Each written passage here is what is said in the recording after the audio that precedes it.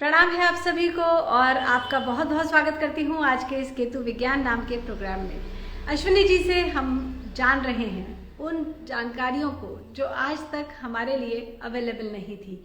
आज एस्ट्रोलॉजी पर डिस्कशन हमने शुरू किया है, यानी कि अपना भविष्य का निर्माण क्या हम वाकई में खुद कर सकते हैं। जो हमने कभी कमाया ही नहीं, हमारी किस्मत में लिखा ही नहीं था, वो हम कैसे पा सकते हैं। और जो दुख, जो कष्ट, जो समस्याएं हम अपनी डेस्टिनी में अपने साथ लेकर आए हैं, अपनी कुंडली में अपने साथ लिखवा कर लाए हैं, कैसे हम उन समस्याओं से खुद को बचा सकते हैं। How can we build our own future, ये जान रहे थे हम अश्विनी जी से, जो कि कुछ नाकर भैया दिल्ली वाले के नाम से जाने जाते हैं, और वासुदेव अश्विनी जी कुछ नाकर भैया दिल्ली वाले के नाम से भी विश्व प्रसिद्ध हैं। अश्विनी जी हमें बता रहे थे कि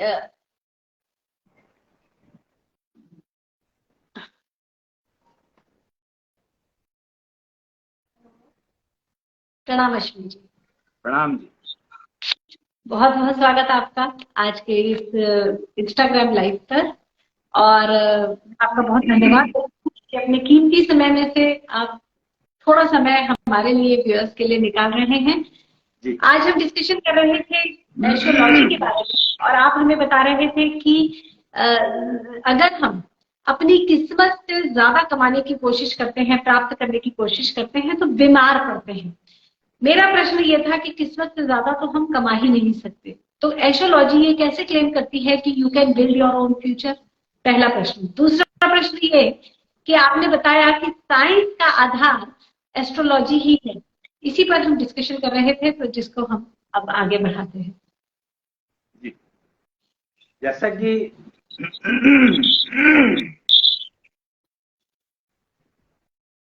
जैसा कि मैंने बताया, अभी वो पहले एफबी लाइव पर कर रहे थे हम लोग, छोटा सा एक कार्यक्रम शुरू हुआ तो बीच में डिस्कनेक्ट हो गया, ऑडियो था वो। तो एस्ट्रोलॉजी, साइंस और विज्ञान, ये दो शब्दों को हमें समझना पड़ेगा। अगर हम ये दो शब्द समझ ले तो हमारे को काफी कुछ क्लैरिटी आ सकती है। साइंस कन्वेंशनल लिविंग का शब्द है और विज्ञान डिजिटल लिविंग का शब्द है। हालांकि ये दोनों शब्द पहले भी यूज होते थे, लेकिन पहले साइंस और विज्ञान को एक ही बात माना जाता था। डिजिटल लिविंग ने बताया कि साइंस और विज्ञान में फर्क क्या है। तो साइंस का आधार जो है वो है एस्ट्रोलॉजी, और विज्ञान का आधार है शुक्राचार्य। ये बेसिक फर्क समझने के लिए आपको ये दो चीजें समझनी पड़ेंगी कि शुक्राचार्य कौन थे। उनको अगर आप समझोगे तो आपको पता लगेगा कि ये जो साइंस और विज्ञान का गैप आपको इमीडिएटली समझ आ जाएगा कि एस्ट्रोलॉजी आधार है विज्ञान का, सॉरी नॉट विज्ञान का, अगेन एस्ट्रोलॉजी आधार है साइंस का। तो ये समझना है तो ये बड़ा आसान है समझना, क्योंकि एस्ट्रोलॉजी में गणतंत्र चलता है। गणतंत्र का मतलब क्या है? गणतंत्र का मतलब है कि अगर 1000 लोग बीमार हैं और एक बीमार नहीं है, मान लो डायबिटीज की बात करते हैं हम लोग, 1000 पेशेंट्स जो है, मान लो डायबिटीज के पेशेंट है, टोटल जो है 5000 की संख्या है, पर हमें पता नहीं है। 1000 लोगों का हमने इंटरव्यू लिया और वो सारे के सारे डायबिटिक पेशेंट थे, तो हमारे पास एक डेटा इकट्ठा हो गया कि हाँ ये भी पेशेंट है, ये भी पेशेंट है, इसकी इतनी वैल्यू है, इसकी इतनी वैल्यू है, इसकी इतनी वैल्यू है, इसकी इतनी वैल्यू है। हमने मेजरमेंट करी और रिकॉर्ड कर लिया। उसके बाद क्या हुआ कि उन्होंने क्या कहते हैं उसको, 1001वें पेशेंट से बात करी, मतलब 1001वें प्राणी से बात करी, तो उसने कहा कि मुझे तो डायबिटीज नहीं है। कोई सिम्टम होंगे डायबिटीज के जो उन्होंने निकाले होंगे, और वो सिम्टम्स के बारे में पूछते थे, वो कहते थे हाँ जी ये होता है मेरे साथ, तो इसका मतलब तू डायबिटीज का पेशेंट है, ठीक है ना। लेकिन 1001वें ने जब ये कहा कि नहीं जी मेरे को तो ये नहीं होता, तो सर्वे करने वालों ने वहां पे स्टॉप लगा दिया और 1001वें को कह दिया कि तू तो एक्सेप्शन है, डायबिटीज तो क्या जनरल प्रॉब्लम। एस्ट्रोलॉजी में क्या ये ऐसा हो जाता है कि किसी के ग्रह नक्षत्रों का एक पर्टिकुलर योग बनता है और उसको एक बीमारी आती है, तो क्या ये भी संभावना है कि किसी पर्सन को ऐसा योग बन रहा है लेकिन उसको बीमारी नहीं आई? क्या ये पॉसिबिलिटी है? एग्जैक्टली यही होता है। Precisely this is the reason, this is the cause that this confirms के we have to put that person in exception, जिसका नहीं हो रहा है। किसी भी एस्ट्रोलॉजर से पूछ लो, एस्ट्रोलॉजर यही कहेगा कि हम लोग अनुमान लगा रहे हैं, प्रेडिक्शन कहते हैं उसको, एस्टिमेट कर रहे हैं। तो एस्टिमेशन तो ठीक भी हो सकता है, गलत भी हो सकता है, और ठीक भी होगा तो हो सकता है 1% ठीक हो, टॉलरेंस में हो। एक टॉलरेंस शब्द सुना होगा आपने, और एक जीरो टॉलरेंस, दो चीजें सुनी होंगी आपने, दो वर्ड्स जो काफी फेमस है, कि एक टॉलरेंस और एक जीरो टॉलरेंस। तो पहले astrology works on tolerance, science जो काम करती है वो टॉलरेंस पर काम करती है। टॉलरेंस लेवल को they try to minimize, but minimize not zero. जबकि आज की तारीख में लोग जीरो टॉलरेंस की बात करने लग गए हैं। क्यों? क्योंकि अगर आप टॉलरेंस वर्ड का यूज करते हो तो आपका जो मूल है, इसमें एक स्टेटमेंट का बहुत इंटरेस्टिंग स्टेटमेंट है जो मार्केट में बहुत ज्यादा स्प्रेडेड है, किसने फैलाया पता नहीं, कि मूल से ब्याज ज्यादा प्यारा है। ये स्टेटमेंट ने इतना डैमेज किया सोसाइटी को, यही टॉलरेंस है, एग्जैक्टली यही टॉलरेंस लेवल डिफाइन कर रहा है कि 100% टॉलरेंस भी हमें एक्सेप्टेबल है। साइंस कहता है कि हमें 100% टॉलरेंस भी एक्सेप्टेबल है। टॉलरेंस का क्या मतलब हुआ? का मतलब हुआ नहीं, टॉलरेंस का मतलब हुआ कि आपके अगर 100 से 150 के बीच में अगर वैल्यू आती है तो that is the tolerance. Okay, तुम ठीक हो। 200 से 150 से ऊपर जाते हो तो डायबिटीज होने की संभावना बढ़ गई, इसको कहते हैं टॉलरेंस। जबकि एब्सोल्यूट की जब बात करते हैं, वो ये आया है रिलेटिव मेजरमेंट से। ये सारा डैमेज जो किया है वो रिलेटिव मेजरमेंट ने किया है। एक्सेप्शंस का जो कंसेप्ट आया वो रिलेटिव मेजरमेंट से आया। जबकि आपको जो टेम्परेचर है वो एब्सोल्यूट है, टेम्परेचर में रिलेशन है ही नहीं, रिलेटिव है ही नहीं कुछ भी, इट इज एब्सोल्यूट। तो हमने एब्सोल्यूट को छोड़ दिया, जबकि एब्सोल्यूट का यूज करना जरूरी है, कर ही रहे हैं। और 99% बीमारियों में देख लो आप कि आपको टॉलरेंस लेवल दे दिया गया है और आप उसको अपने आप को मैनेज करते रहते हो उस टॉलरेंस लेवल के बीच में मेंटेन करने का। जबकि अगर आप एब्सोल्यूट पर चलोगे तो आपको ये मैनेज करने की जरूरत पड़ेगी नहीं, it will become auto management. That is the difference. Absolute पे चलना प्रैक्टिकली पॉसिबल नहीं। जैसे टेम्परेचर है हमारा, आइडियल उसको कहते हैं कि 98.6 होना चाहिए, लेकिन टॉलरेंस उसमें 1-1.5 डिग्री का माना जाता है, यानी कि 96 भी है तो उसको ओके मानेंगे, इवन 99 तक भी हम ओके मानते हैं, नो मेडिसिन इज रिक्वायर्ड। तो tolerance will always be there. हम एब्सोल्यूट पे कैसे जा सकते हैं? वो भी इस तरह के मेजरमेंट्स में।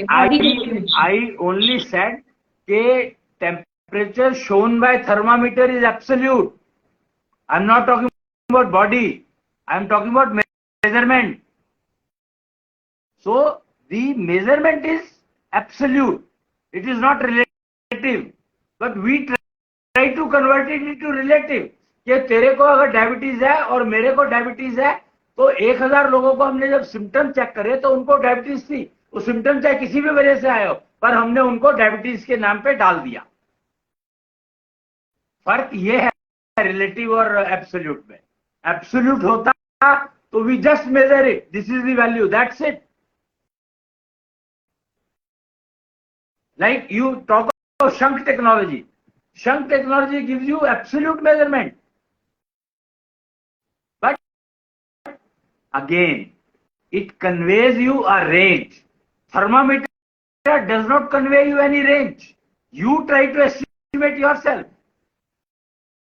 कि अगर ये टेम्परेचर आया तो इसका क्या मतलब समझू मैं, ये टेम्परेचर आया तो इसका क्या मतलब समझू, ये टेम्परेचर आया तो इसका क्या मतलब समझू। डायबिटीज में रेंज बदलती रहती है, तो हुआ यही कि एस्ट्रोलॉजी में जब हम योग देखते हैं, यानी किस घर में कौन सा ग्रह बैठा है, किसके साथ बैठा है, प्रॉब्लम एस्ट्रोलॉजी की क्या है? एस्ट्रोलॉजी की प्रॉब्लम है कि एस्ट्रोलॉजी के लिए 3 इनपुट चाहिए हमें: date of birth, time of birth, place of birth. Time of birth का एक्यूरेट होना पॉसिबल है ही नहीं, सबसे बड़ी समस्या। हमें ये टाइम ऑफ बर्थ एक्यूरेट क्यों चाहिए? तो टाइम ऑफ बर्थ एक्यूरेट इसलिए चाहिए कि planets are always moving, all the planets are always moving, ठीक है ना? तो जब सारे मूव कर रहे हैं तो तुम्हारा एक्यूरेट टाइम कहां से आ जाएगा? बच्चा डिलीवर होने में ये तो है नहीं कि 1 सेकंड लगता है, जबकि टाइम की कैलकुलेशन हैज टू बी एक पलक झपकने का समय शुड बी द रेफरेंस। जब तक आप रेफरेंस पलक झपकने का समय नहीं लोगे तो आपको एक्यूरेसी आ ही नहीं सकती। क्यों? क्योंकि references are given by nature and we are trying to use man-made references. That is why we have so many problems. हमने क्या किया? हमें किस्मत में लिखा है कि 1000 रुपए मिलेंगे। चलो मैं इसको आपको यहाँ पर एक एग्जाम्पल बताता हूं कि मेरे को मान लो समझ आ गया कि मेरी किस्मत में लिखा है कि 1000 रुपए मिलेंगे मुझे, ठीक है? और अब प्रॉब्लम क्या हो गई? अब प्रॉब्लम ये हो गई कि करेंसी डिफरेंस हो गया। अब 1000 रुपए का मतलब क्या रह गया, ये बताओ मेरे को। अगर मैं वही 1000 रुपए की बात करूं इंडिया में तो 1000 है, वही मैं बात पाकिस्तान में जाके करूंगा तो वो 2000, 2500 या 1500 हो जाएगा। मैं अगर अमेरिका में जाके करता हूं तो वो 10 रुपए रह जाएगा, 100 रुपए रह जाएगा। तो फिर ये किस्मत कहां रह गई इसमें?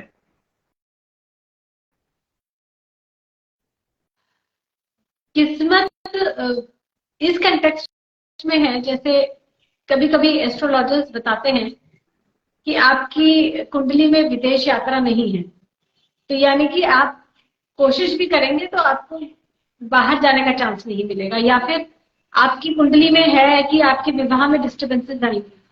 कई बार उपाय करते हैं लोग, लेकिन मोस्टली जो लिखा है वो होता है। अब यहाँ पे अपना फ्यूचर खुद बनाएं, ये संभावना ही नहीं है, पॉसिबिलिटी कहाँ मैं है? आपके पहले एग्जांपल का आंसर देता हूं। अभी आपने कहा कि आपकी कुंडली बता रही है कि विदेश जाने का योग नहीं है, वो तो आप जा नहीं सकते, लेकिन कल को कंट्री डिवाइड हो गई, अब ऑटोमेटिकली विदेश हो गया। सोचकर देखो कि कल को कंट्री डिवाइड हो गई तो ऑटोमेटिकली विदेश हो गया। तो इसका कंसीडरेशन तो प्लेनेट बताएंगे नहीं, क्योंकि प्लेनेट के लिए तो पृथ्वी एक पूरा का पूरा एक कंट्री है। तो एस्ट्रोलॉजी की एग्जैक्टली यही प्रॉब्लम है, और यही प्रॉब्लम साइंस में रिफ्लेक्ट होती है।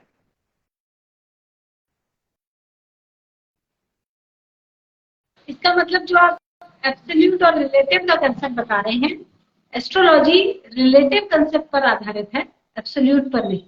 जी, एस्ट्रोलॉजी रिलेटिव कंसेप्ट पर आधारित है, एब्सोल्यूट कंसेप्ट पर नहीं। ट्रू। क्योंकि सब कुछ रिलेटिव हो गया, प्लैनेट्स मूव कर रहे हैं, हमने बर्थ ऑफ टाइम से कैलकुलेशन किया है, तो एरर वहां पे आएगा ही आएगा। जी जी जी।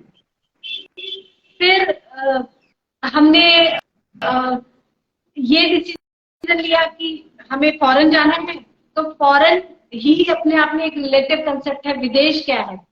देश डिफाइन होगा तो विदेश डिफाइन होगा ना। तो all these are relative concept, जिनको शायद आप कन्वेंशनल लिविंग नाम दे रहे थे। करेक्ट। आपने 2 शब्द यूज किए थे, conventional living and digital living.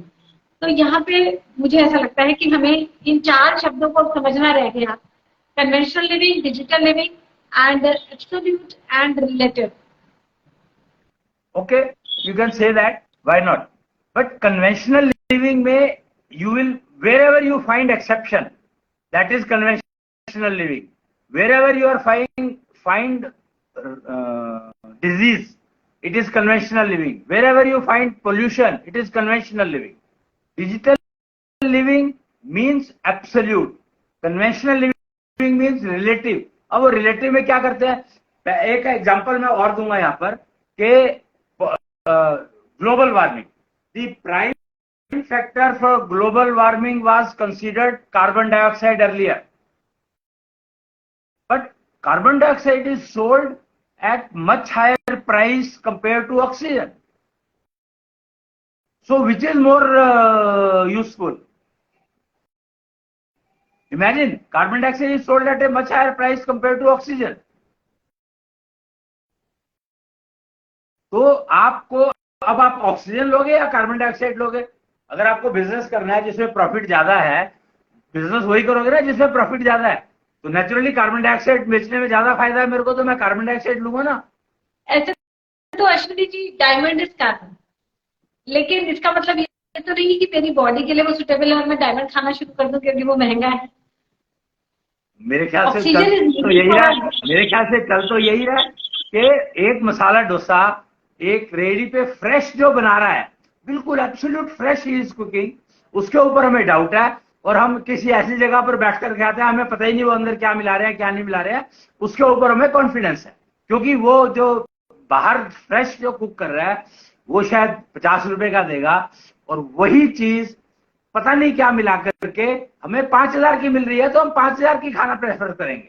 This is what is happening कि हमें फ्रेश और कंसील्ड पैकेजिंग का फर्क ही पता नहीं रह गया इस रिलेटिव के चक्कर में।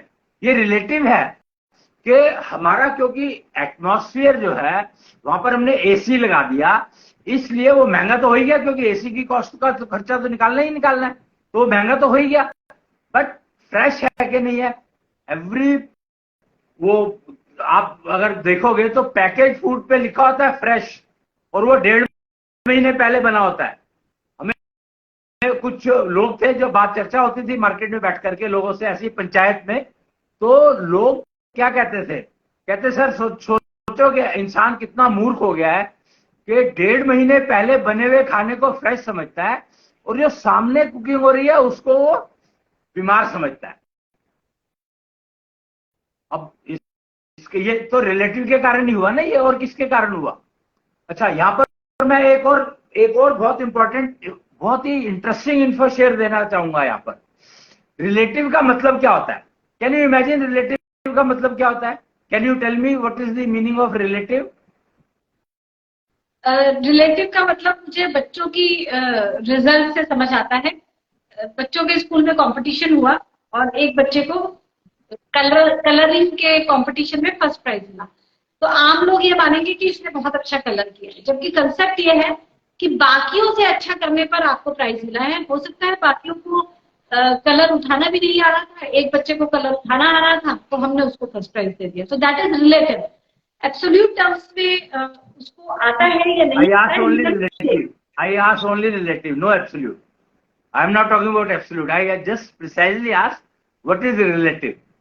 So you have explained it. But actually, do you know what is relative? Husband and wife are related. That is relative. Relations is the word which is converted into this what you are telling. That is the problem with science.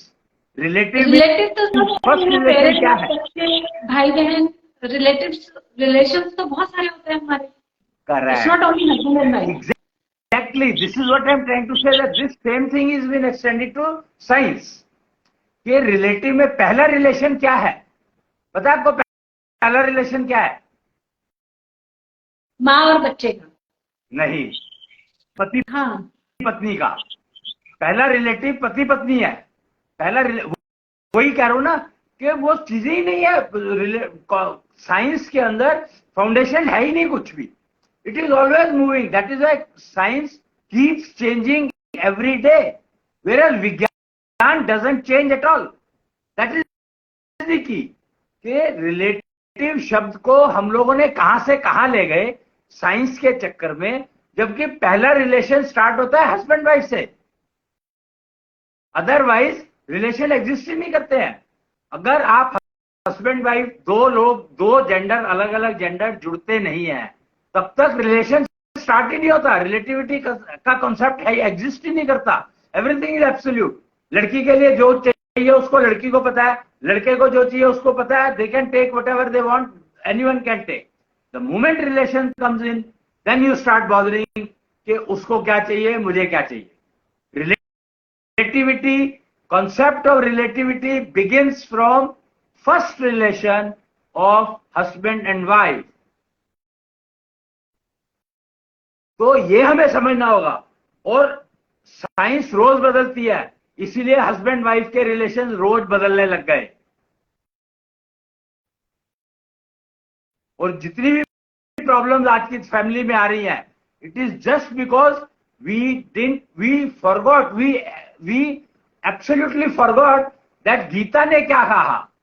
Gita ने कहा है, कृष्ण की गीता की बात कर रहा हूं मैं, और किसी गीता को मैं नहीं जानता हूं। कृष्ण की गीता ने कहा है कि कर्म का कर्म फल मिलेगा। तो वो इंडिविजुअल है, वो एब्सोल्यूट है, there is no relativity. Gita के कॉन्सेप्ट को ना समझ में ना आए या उसको समझने की कोशिश ना करी जाए, इसके लिए कॉन्सेप्ट ऑफ रिलेटिविटी निकाला गया। उसके लिए हमने सारी चीजें कर दी, इतने एफर्ट करी। 5000 साल से हम लोग जिंदगी खराब कर रहे हैं अपनी, सिर्फ इस चक्कर में कि रिलेटिव हो जाओ, कि हमारा हस्बैंड वाइफ का रिलेशन ठीक हो जाए। जब तक एब्सोल्यूट नहीं होगा, जब तक तुम ठीक हो नहीं सकते। गीता ने क्लियरली कहा है कि you have to be absolute. Ashwini ji, सुनने में बहुत अच्छा लग रहा है, एब्सोल्यूट हो जाओ, रिलेटिव जब तक रहोगे तब तक डिस्टर्बेंस रहेगी। लेकिन इसका प्रैक्टिकल इम्प्लीमेंटेशन क्या है? सिंपल है, हस्बैंड एंड वाइफ का रिलेशन वो हर रोज बदलता है, क्योंकि हम भी तो हर रोज बदलते हैं, तो रिलेशन भी तो हर रोज बदलेगा। बताता हूं। इसका सबसे सिंपल सोल्यूशन है जो कि बताया गया है, और आजकल लड़कियां अडॉप्ट कर लिया उन्होंने, कि हमें शादी नहीं करनी। ये सिंपल सा सोल्यूशन है, इससे आसान सोल्यूशन कोई हो ही नहीं सकता। जो लड़कियां कहती हैं कि हमें शादी नहीं करनी, वो मैरिज जैसे रिलेशंस में रहती हैं, सिर्फ पब्लिकली अनाउंस नहीं करती कि वी आर मैरिड। नहीं, तो रिलेशन में तो वो है, नो, यू आर मिस्टेकन। जो लड़कियां शादी नहीं करती, चाहे रिलेशन कैसे भी किसी के साथ रखे, but they know that they have to care their health themselves, so that is why they keep changing relations. कि आज उसके साथ रह रहे हैं, उसके साथ नहीं बनती तो उसको लात मार के दूसरे के पास चली जाती है। क्यों? Because they are concerned about their health first. That is the key. This is what you have to understand. Absolute means I am concerned about my health first.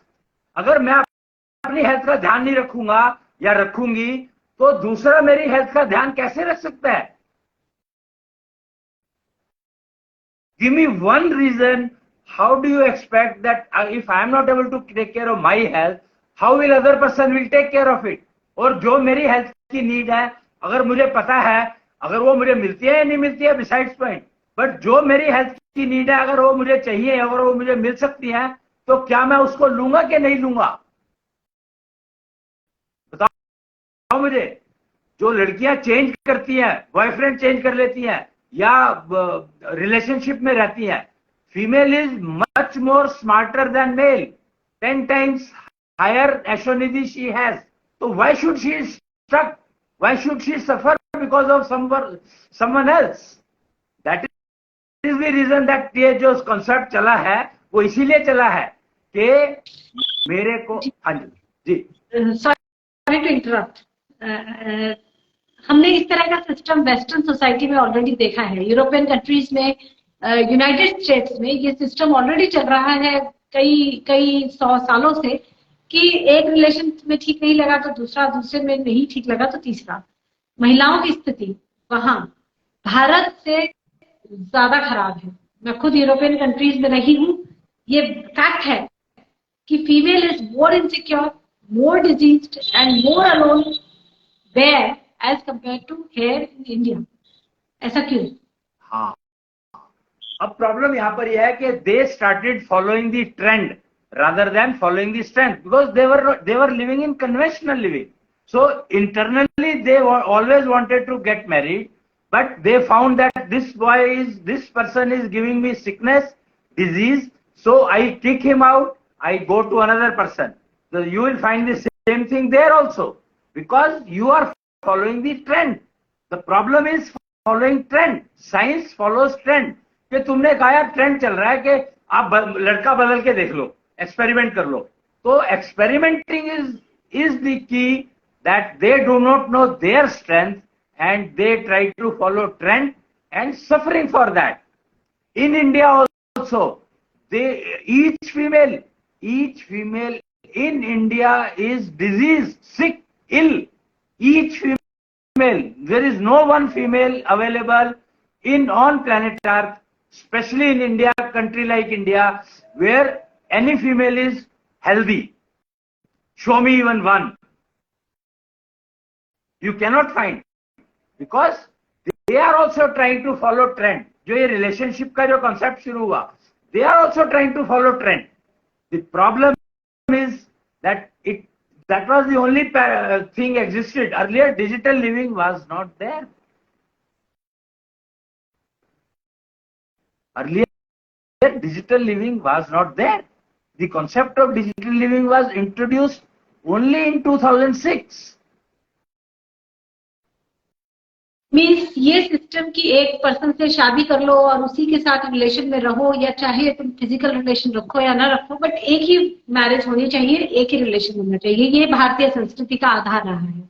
नहीं, जबकि ये गलत है. ना ना ना ना, ये किसने कहा? भारतीय संस्कृति का आधार ये है ही नहीं. भारतीय संस्कृति का आधार विवाह नहीं है. तुम ये लोग बात क्यों नहीं समझते हो कि भारतीय संस्कृति का आधार विवाह नहीं है. भारतीय संस्कृति का आधार है एब्सोल्यूट, मैं सही रहना चाहिए, समाधि की अवस्था, संन्यास, इतने सारे सिस्टम, पतंजलि का अष्टांग योग, निष्ठा, पतंजलि का अष्टांग योग को समझो. अब रामदेव जी को देखो, पतंजलि का अष्टांग योग फॉलो करते हैं वो. मोदी जी को देखो, पतंजलि का अष्टांग योग फॉलो करते हैं वो. और जो भी लोग सक्सेसफुल है, उसका कारण यही है कि दे नो भारतीय संस्कृति का आधार विवाह नहीं है. किसने कहा विवाह है भारतीय संस्कृति का आधार? ये बहुत बड़ी गलतफहमी है. सावित्री अपने पति को वापस क्यों ला पाई यमराज से? एकमात्र कारण कि वो एब्सोल्यूट थी. उसको पति से मतलब नहीं था कि पति उसको चाहिए था, तो वो यमराज से भी वापस ले आई उसको. तो ये पॉसिबल है. तो उसने विवाह तो किया ना. या पार्वती जी का एग्जाम्पल ले, सावित्री का एग्जाम्पल ले, सीता जी का एग्जाम्पल ले, लक्ष्मी जी का एग्जाम्पल ले, अगेन सबने विवाह तो किया. सॉरी अगेन, संस्कृति का आधार विवाह नहीं है. मैंने आधार की बात की है. विवाह is one part, one activity, but आधार की बात कर रहा हूं मैं. आधार क्या है? भारतीय संस्कृति का आधार क्या है? अगर ये समझोगे, समझना शुरू करोगे, तभी कुछ समझ में आएगा. भारतीय संस्कृति का आधार है सनातनता, अनंत, जिसका कोई अंत नहीं. शुरू हुआ होगा पर अंत नहीं है. सनातन है. जैसा आज है वैसा ही कल रहेगा. पीपल का बीज है तो पीपल का ही पेड़ देगा. ये है सनातन. मनुष्य जन्म में मिला है, पैदा हुए तो अगला जन्म भी तुम्हें मनुष्य का मिलना चाहिए. ये है सनातन. ये नहीं है कि सनातन का मतलब है मरूंगा नहीं. सनातन का मतलब है अगर मेरे को इस जन्म में मनुष्य का जन्म मिला है तो अगले जन्म में भी मुझे मनुष्य का जन्म मिले. 7 जन्मों की बात की गई है विवाह के लिए. तो जैसा रिलेशन मुझे इस जन्म में मिला है, जो कुछ भी मैंने कमाया, ये मुझे अगले जन्म में मिले जिसके मैं उपयोग कर सकूं. इसलिए 7 जन्म की बात की गई है. 7 की इंपॉर्टेंस समझो. 7 दिन होते हैं तो 7 जन्म क्यों कहे गए हैं? इसीलिए कहे गए हैं कि 8वें जन्म से तुम बदल सकते हो चाहो तो. पर कौन बदलना चाहेगा भाई? आप सोचो कि मेरे को एक अच्छी जॉब मिली हुई है, उसमें ठीक ठाक रेज मिलता है मेरे को, तो मैं जॉब क्यों बदलूंगा? तो मेरे लिए वो सनातन हो गई कि नहीं हो गई?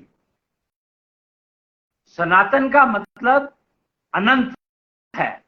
सनातन का मतलब मरना नहीं है. मरना है या नहीं है वो कंसेप्ट नहीं है. ये भारतीय संस्कृति का आधार नहीं है। भारतीय संस्कृति का आधार है सनातनता। यानी अगर मुझे मनुष्य जन्म मिल गया है अब, तो मैं कोशिश ये रखूं कि मेरे को अगला जन्म भी मनुष्य का मिले, कुत्ते का ना मिल जाए, बिल्ली का ना मिल जाए, या कोई और ना मिल जाए, किसी और जानवर का, कीट पतंगों का ना मिल जाए, कीड़े मकोड़े का ना मिल जाए। ये है सनातन भारतीय संस्कृति का आधार। जी, जितनी मेरी जानकारी रही है, भारतीय संस्कृति में मोक्ष का एक कंसेप्ट रहा है, यानी कि हम ये एफर्ट करते हैं इस तरह से कि हमारी मुक्ति या मोक्ष हो जाए। इट्स नॉट दैट कि अगला जन्म भी मनुष्य का मिले, इट्स दैट कि अगला जन्म मिले ही ना, जितना मेरी जानकारी। यही प्रॉब्लम है कि हमने सनातनता को समझा ही नहीं कि सनातनता कहते किसको है। सनातनता कहते हैं लिव 16 लुक 16, यानी 16 के दिखो 16 के रहो, और मरने का तो है ही नहीं। 10,000 साल, 50,000 साल, 1,00,000 साल, 2,00,000 साल, हनुमान जी आज तक जीवित है। फिर तो सनातन में तो मरने का कंसेप्ट है ही नहीं भाई। आप अब यहां पर मैं आपको शंकर का एग्जांपल देता हूं कि शंकर सनातन थे, सनातन हैं, पर पार्वती नहीं है। क्यों?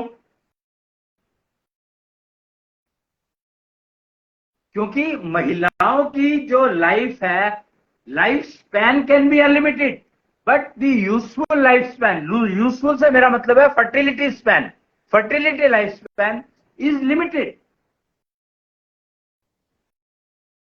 यहां पर प्रॉब्लम ये है कि फीमेल ने समझा ही नहीं कि फर्टिलिटी लाइफ स्पैन का मतलब क्या है भाई। What is the use of fertility life span? No use at all. Fertility को तो हम रिप्रोडक्शन से जोड़कर देखते हैं, यानी कि माँ बन सकती है फीमेल एक सर्टेन एज तक। This is called fertility. Correct. तो फर्टिलिटी का लाइफ स्पैन का सिर्फ एक ही यूज है कि वो मां बन सकती है। What does it mean? अगर कोई औरत मां बनना ना चाहे तो उसको फर्टिलिटी स्पैन ना दे, ऐसा हो सकता है क्या? तो इसलिए समझो बात को, अगर मां बनना है तो किस एज में बनना चाहिए ये समझना जरूरी है। सनातनता यही कहती है कि भैया जब तुम्हारा फर्टिलिटी लाइफ स्पैन खत्म होने वाला है उससे पहले मां बन जाओ, तब तो तुम सुखी रहोगे। नहीं तो तुम्हारा कष्ट तो तुमने खरीद ही लिया, दुख तो तुमने खरीद ही लिया, तो दुखी तो तुम रहोगे ही। Follow the trend. ट्रेंड क्या है भैया? शादी होते ही बच्चा हो जाए, 30 साल से पहले पहले बच्चे पैदा कर लो जितने करने हैं। अरे भैया तुम्हें तुम्हारी जिंदगी तो खत्म कर ली तुमने अपने आप ही। फर्टिलिटी के लाइफ स्पैन को चक्कर में तुमने अपनी लाइफ को बर्बाद कर लिया। सोचो। और अगर ये हो कि आप फर्टिलिटी है, ठीक है फर्टिलिटी है तो बच्चे अगर चाहिए भी, तो जब मेरा फर्टिलिटी लाइफ स्पैन खत्म हो रहा है उस टाइम पे अगर मैं 2 बच्चे डिलीवर कर देती हूँ, 3 कर देती हूँ, जो भी जिसकी इच्छा है करने की। वैसे तो अगर वो कहे कि मैं तो बच्चे की तरह से, मैं ही खुद ही बच्चा हूं तो मेरे को बच्चों की जरूरत क्या है? यार आप एक बात को समझो कि अगर मेरी लाइफ 10,000 साल हो गई, मान लो मेरी उम्र, शंकर का एग्जाम्पल मैंने शुरू किया था कि शंकर की लाइफ तो अनलिमिटेड है, तो पार्वती भी तो अपनी लाइफ अनलिमिटेड कर सकती थी, उसने क्यों नहीं करी? यही समझने की बात है बस। इतना सही अगर समझ लो तो आपको पता लग जाएगा कि आपको लाइफ स्पैन क्या मतलब क्या है, सनातनता का मतलब क्या है। 1 मिनट में समझ आ जाएगा। पार्वती जी ने अपनी लाइफ स्पैन को अनलिमिटेड क्यों नहीं किया? वो शंकर के साथ, पार्वती जी शंकर जी के साथ ही रहना चाहती थी जो हमने जाना है, तो उन्होंने अपने लाइफ स्पैन को अनलिमिटेड क्यों नहीं किया? उनको पता ही नहीं था कि ऐसा पॉसिबल है, पहली बात। दूसरी बात ये कि उनको बच्चे पहले चाहिए थे। वही आज की जो प्रॉब्लम है, अगर महिला को उनको पेरेंट्स इतना प्रेशर डाल देते हैं कि बच्चे होने चाहिए, बच्चे होने चाहिए, बच्चे होने चाहिए। सोसाइटी इतना प्रेशर डाल देती है कि बच्चे होने चाहिए, बच्चे होने चाहिए, बनने चाहिए। क्यों? क्योंकि वो खुद बीमार रहे, तो कहते हैं जब तक तुम थोड़े से बड़े हो जाओगे तो बीमार रहोगे, तुम भी तो बच्चे पाल नहीं पाओगे, तो इसी एज में पाल लो। मतलब कितना मिसकंसेप्ट है यार, कितना हद है। मतलब कि बीमार रह, टारगेट ये है कि बीमार रहेंगे तो बच्चे पैदा कर लो। जबकि आप अगर आप 45 की एज में बच्चे पैदा करती हो, लड़कियां, खास लड़कियों को बता रहा हूं मैं ये, और बच्चे लेने के लिए अगर तुम्हें लड़का ठीक होना चाहिए, ये नहीं कि तुमने एक से शादी कर ली और बीमारी दिए जा रहा है और तुम उसके साथ रहे जा रहे हो। ठीक, learn western culture, very easy, very required कि वेस्टर्न कल्चर सीखो, समझो उसको, सीखो समझो, अडॉप्ट नहीं करना है। वो कहते हैं कि दूसरों के दोष देखो, उनको समझो, पर अपने में मत आने दो। फैक्ट है डिजिटल लिविंग की, यही फाउंडेशन है कि दोष दूसरों के देखो, अपने में मत आने दो। हम लोग दूसरों के दोष देखते हैं तो मेरे में है तो क्या हुआ, या वो भी तो सिगरेट, ट्रेंड का मतलब ये है, वो भी सिगरेट पी रहे हैं तो मैं भी सिगरेट पी लेता हूं, क्या फर्क पड़ता है। ये एटीट्यूड ऑफ क्या फर्क पड़ता है, इट हैज किल्ड। अगर कोई फीमेल आपके मेल को बीमारी दे रही है तो उस फीमेल के साथ रहने का कोई हक नहीं है मेल को। अगर मेल किसी फीमेल को बीमारी दे रही है तो बीमारी दे रहा है, और अगर फीमेल को पता है कि हाँ ये मेल मुझे बीमारी दे रहा है तो उसके साथ रह के बीमारी बनोगे, तो फिर तुम्हारी जिंदगी तुमने चुना है कि तुम बीमार रहना चाहते हो। You wanted to live sick, you have opted for it and choice is yours. फिर कहते हैं किस्मत ने हमें ये दिया, तो ये गलती है, ये चोजन है। फ्री विल, एस्ट्रोलॉजी ने बड़ी क्लियरली बताया है फ्री विल के बारे में, लेकिन साइंस फ्री विल की बात नहीं करती है। साइंस ने फ्री विल को एक्सपेरिमेंटेशन में डाल दिया और वहीं से नुकसान होना शुरू हुआ। एक्सपेरिमेंट करोगे तो नुकसान होने के चांसेस 90% है, 10% है तुक्का लग जाएगा कि ठीक हो गया तो मिल गया रिजल्ट तो ठीक है, बट 90% चांसेस एक्सपेरिमेंटिंग के नुकसान देने के हैं, डैमेज करने के हैं, और हम लोग नुकसान भी करते हैं। और मेरे ख्याल से 90 कहने की बात है, 100% नुकसान होता है एक्सपेरिमेंट का।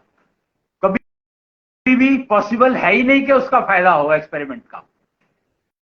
श्योर होने जब, unless you are, the problem is again कि हमने 1000 लोगों को स्टडी किया, कुछ सिम्टम्स किस वजह से आया वो नहीं स्टडी किया, हमने सिम्टम स्टडी किए। हमने ये नहीं देखा कि उसको सिम्टम किस वजह से आ रहे हैं, हमने ये देखा कि उसको ये सिम्टम है तो वो डायबिटिक है, चाहे वो सिम्टम किसी भी वजह से हो, और हमने उसको डायबिटिक डिक्लेयर कर दिया।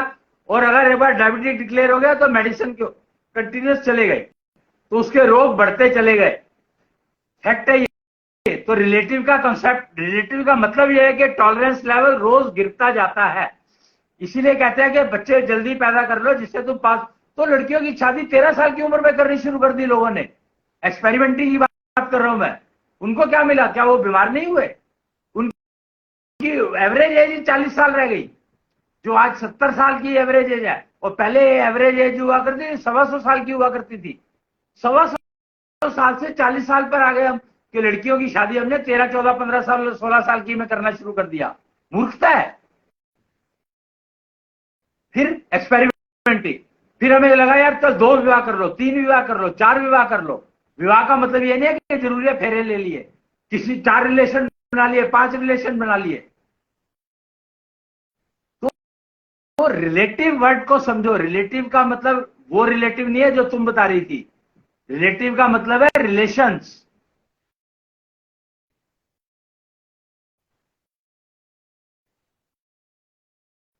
इसका मतलब ये हुआ कि जो रिलेशन जो सबसे पहला है वो है हस्बैंड वाइफ का, लेकिन हस्बैंड वाइफ का कोई मतलब नहीं रह जाता अगर वो एब्सोल्यूट नहीं है, यानी कि खुद अपनी हेल्थ का केयर नहीं रख रहे हैं तो वो दूसरे के लिए एक बोझ है, क्योंकि वो दूसरे को बीमारी ही देंगे। एक लड़की एक लड़के को बीमारी दे रही है, एक लड़का एक लड़की को बीमारी दे रहा है, तो ऐसे रिलेशन को तोड़ देना, हटा देना ही बेहतर है, रादर देन उसको ड्रैग किए जाए और कंटिन्यू किए जाए। दूसरा, ये जो मिसकंसेप्ट सोसाइटी में चल रहा है कि विवाह हुआ है तो तुरंत ही बच्चे पैदा कर लो, ये भी एक मिसकंसेप्ट है, क्योंकि बीमार सीनियर जनरेशन रहती है तो वो जूनियर को भी इस तरह से मिसगाइड करती है कि तुम भी बीमार हो जाओगे, तो फर्टिलिटी पीरियड खत्म होने से पहले पहले बच्चे पैदा कर लो, जबकि fertility period is still remaining for may be 15 years और मे बी 20 ईयर्स। राइट। तो उसको पहले ही बच्चों के प्रॉब्लम में, आई डोंट नो, बच्चे पैदा करने में समस्या क्या है? ठीक है, फर्टिलिटी पीरियड बचा है 20 ईयर्स का, लेकिन बच्चे अगर पैदा कर लिए किसी फीमेल तो व्हाट्स द बिग डील? उसमें प्रॉब्लम, समस्या कहाँ है? जी, तो अब एक्चुअली थोड़ा टाइम हो गया है, बट इसका मैं जवाब दूंगा कि फीमेल की लाइफ जो है वो फर्टिलिटी पीरियड से कनेक्टेड नहीं है। फीमेल को अपना समझना पड़ेगा, एब्सोल्यूट है, female is absolute, so she has to understand that her life is not only limited to fertility period. She has to get rid of this statement. Fertility period has, it is only one more span, one more phase of life. That's it. You have so many phases of life, but you can not fail your entire 6 phases because of one phase. You cannot kill your all other phases because of this one phase. That is the problem. That is the point which I am trying to convey. भारतीय संस्कृति से निष्ठा चक्र you must have seen तुम्हारे पीछे लगा हुआ है, अगर उसको देखोगे तो वो लाइफ को 7 फेजेस में डिवाइड कर रहा है. कोई बात नहीं, दिखाओ मत, बाद में दिखा देना. It is dividing the life into 7 phases, and just because of one phase you trying to kill your entire life. I am sure there cannot be anything more stupid than this. अभी जो traditional system चल रहा है उसमें यही है कि female का जब फर्टिलिटी पीरियड शुरू होता है तो वो चाहती है कि वो अट्रैक्टिव बन जाए, इंडिया में भी और वेस्टर्न कम्युनिटी में, कि she should look attractive, she should look beautiful, so that males get attracted towards her, and then she enters into a relation, maybe marriage, maybe not marriage, and then she tries to conceive. मतलब सारी उसकी life female की उसके fertility period के around घूमती है, उसके सारे डिसीजंस उसकी फर्टिलिटी पीरियड के अराउंड घूमते हैं. जबकि 7 phases है लाइफ के, तो it's only 1 phase out of 7 phases, so there are 6 other phases also. That too, actually, unfortunately, that too, this period is only 20-25 years. That's it. 40. It's 40 years. किसका होता है आज की तारीख में? आज की तारीख में तो 20 साल भी हो जाए तो बहुत है, 20 साल भी नहीं रहता है. और फिर उसमें भी 10 साल तो बीमारी में निकल गए और 10 साल बच्चों को संभालने में निकल गए. तो मिला क्या? You have actually wasted your entire life for those 10 years. I am surprised that female has not understood this, having so much of mental wealth. How can she kill her life, entire life, because of this just one small phase of life? Out of 100 years, मतलब female can have 200 years of life, male can have 200 years of life, 500 years of life. Everybody can become Shankar, why not? Means शायद पार्वती जी को भी ऐसा ही लगा होगा कि मेरे 40 years fertility period के तो खत्म हो ही चुके हैं, तो मैं अब जीकर क्या करूंगी. This might be again. इसमें मैं कुछ कहता नहीं क्योंकि पार्वती से मैं मिला नहीं, बट आई एम श्योर कि कोई भी फीमेल एक छोटे से लाइफ स्पैन के लिए अगर पूरी जिंदगी खराब करती है तो इससे खराब कुछ हो नहीं सकता सोसाइटी के लिए. Society is driven by females because she has 9 times higher mental wealth compared to male. उसका एशो चार्ट इतना स्ट्रांग होता है जिसका कि वो रिलेटिव के चक्कर में खराब कर देती है. रिलेटिव का प्रॉब्लम समझो कि रिलेटिव में जैसे ही रिलेशन में आती है तो उसका एशो चार्ट गिरना शुरू हो जाता है. शी स्टार्ट्स बॉदरिंग कि यार मेरे को वो छोड़ तो नहीं देगा. पहली प्रॉब्लम लड़कियों के लिए फेरे होते ही कि मेरे से ऐसा कुछ ना हो जाए कि वो मेरे को छोड़ना दे. कमाल है. और लड़कों के मन में ये डर एग्जैक्टली बैठ गया कि कहीं ये मुझे ना छोड़ दे. अब बताओ, जिसकी नींव ही छोड़ने पर पड़ी हो तो वो जिंदगी क्या चलेगी. जी, लंबा विषय है, आपसे बातचीत इस विषय पे जरूर करेंगे, क्योंकि महिलाओं की स्थिति खराब है अक्रॉस ग्लोब, और कोई भी सॉल्यूशन उनके लिए काम नहीं कर रहा. ना एजुकेशन, ना फाइनेंशियल इंडिपेंडेंस, ना ही वुमेन एम्पावरमेंट प्रोग्राम्स, कुछ भी उनके लिए कारगर नहीं सिद्ध हो रहा, क्योंकि शायद उनके फर्टिलिटी पीरियड, उसका यूज, उसका एंड होना, यही अपने आप में एक ऐसी रिडल बनी हुई है, ऐसा रिडल है जिसको सुलझाने में ही महिला और आसपास का सब कुछ उलझ कर रह गए हैं. सॉल्यूशन फिर भी नहीं मिलता। सनातनता को समझेंगे, आधार समझेंगे भारतीय संस्कृति का, निष्ठा चक्र के बाकी 6 फेजेस क्या हैं, इसके बारे में बात करेंगे। आज के लिए इतना ही। बहुत बहुत धन्यवाद आपका हमारे इस प्रोग्राम में आने के लिए। आपसे बातचीत करते रहेंगे केतु विज्ञान।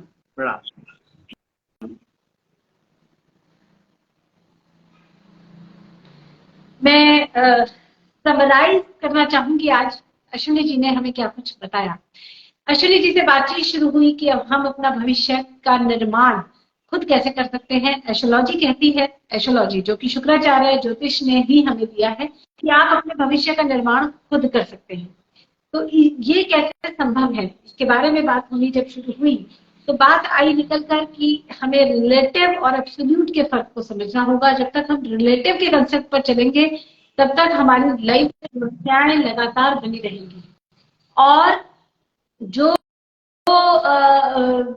एस्ट्रोलॉजी है वो सारी की सारी रिलेटिव कंसेप्ट पर आधारित है, क्योंकि सभी प्लैनेट्स की मूवमेंट चल रही है।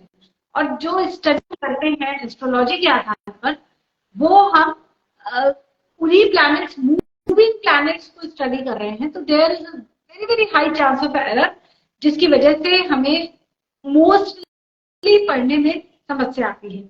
उसके बाद अश्विनी जी ने हमें बताया कि भारतीय संस्कृति का आधार है सनातनता। सनातनता का मतलब हमेशा वैसा ही रहे, लिव 16 लुक 16। और रिलेटिव, अगर हम वर्ड समझना चाहते हैं तो रिलेशन शुरू होता है हस्बैंड और वाइफ के रिलेशन से, जो कि एक्चुअली बीमारी ट्रांसफर करने का एक माध्यम बनने लगा है। आज की डेट में सोसाइटी में हालात ये हैं कि एक भी महिला पूरे प्लैनेट अर्थ पर स्वस्थ नहीं है। ये कहना है कृष्णाकर भैया दिल्ली वाले का, जिसको मैं डिनाई नहीं कर सकती। गायनेकोलॉजिस्ट होकर ये स्टेटमेंट वैलिड है, ये मैं भी कह सकती हूँ। और जब महिलाओं के स्वास्थ्य की ये स्थिति है तो पुरुषों का भी स्वास्थ्य डेफिनेटली गिरेगा ही, क्योंकि उनको भी कोई ना कोई महिला ही डिलीवर करती है माँ होकर, किसी न किसी स्त्री के साथ वो जुड़ते हैं। तो बीमारियों का आदान प्रदान इतना ज्यादा होने लगा है कि रिलेशन में आते ही दोनों की स्ट्रेंथ तेजी से गिरती है, फीमेल की स्ट्रेंथ बहुत तेजी से गिरने लगती है। एब्सोल्यूट को जब तक हमने नहीं समझा, अपने आप को हमने नहीं जाना, अपने आप को ठीक रखना, अपने आप को हेल्दी रखना हमने जब तक नहीं चीज सीखा, तब तक किसी भी रिलेशन में हम हैप्पी एंजॉयमेंट के साथ नहीं रह सकते। और लिव 16 लुक 16 तो हम भूल ही जाए। इसके बारे में अश्विनी जी आगे बातचीत करते रहेंगे। एक बहुत बड़ा प्रश्न जो आज उठाया उन्होंने कि शंकर जी सनातन है, पार्वती जी ने सनातनता को अचीव करने की कोशिश क्यों नहीं की। इस प्रश्न का उत्तर भी हम उनसे जानने का प्रयास करेंगे। लेकिन एक बात बहुत विशेष है समझने वाली, फीमेल के जो फर्टिलिटी के पीरियड्स जो कि 40 साल का मैक्सिमम समय बताया गया है, जो कि आजकल 30 से 35 साल एवरेजली चल रहा है, जो कि 13 साल की उम्र में या 12 की उम्र में या 14 की उम्र में शुरू होता है और 45, 50 मैक्सिमम 53-54 तक चलता है। इस पीरियड के अलावा भी फीमेल की लाइफ में 6 फेजेस और हैं। अगर वो अपनी लाइफ के सारे डिसीजन इसी फेज के आसपास रखेगी, यानी कि कब शादी करनी है, बच्चे पैदा करने हैं, सुंदर दिखना है, अपने आप को अट्रैक्टिव लगाना है, only because she can use her fertile period, तो उसकी लाइफ एक मेस बन ही जाएगी, which is actually happening in India and in western countries both. Bharat में महिलाएं कोशिश करती हैं एक ही पार्टनर के साथ रहने की सारी उम्र। विदेश में महिलाएं एक्सपेरिमेंटिंग करती हैं, एक के साथ, दूसरे के साथ, तीसरे के साथ। इंडिया में भी अब ये ट्रेंड काफी हद तक पॉपुलर होने लगा है, लेकिन दोनों ही जगह महिलाओं की स्थिति बदतर से बदतर होती जा रही है। इसलिए उनके लिए जानना बेहद जरूरी है कि उनके फर्टाइल पीरियड का क्या मतलब है, वो अपनी लाइफ को एंजॉयबल कैसे बनाएं, अपने ऐशो चार्ट को मजबूत कैसे करें, और रिलेशन में अगर वो जाना चाहती हैं तो उन्हें करना क्या है। रिलेटिव्स और एब्सोल्यूट के कंसेप्ट को समझे बिना किसी भी फीमेल की स्थिति और एक्चुअली ग्लोबल सिचुएशन इंप्रूव नहीं हो सकती। आज हमने कृष्णाकर भैया से जो कुछ जाना है, इसके बारे में आगे भी बातचीत करते रहेंगे। ये वीडियो अवेलेबल रहेगी यूट्यूब पर, इंस्टाग्राम कृष्णाकर गुरुजी आईडी पर, भोगवान टीवी पर भी इसका लाइव प्रसारण, इसी वीडियो का रीटेलीकास्ट हम लोग कुछ दिनों में करेंगे। जुड़े रहें भोगवान टीवी से, कृष्णाकर भैया से और अपने आप से। आज के लिए इतना ही।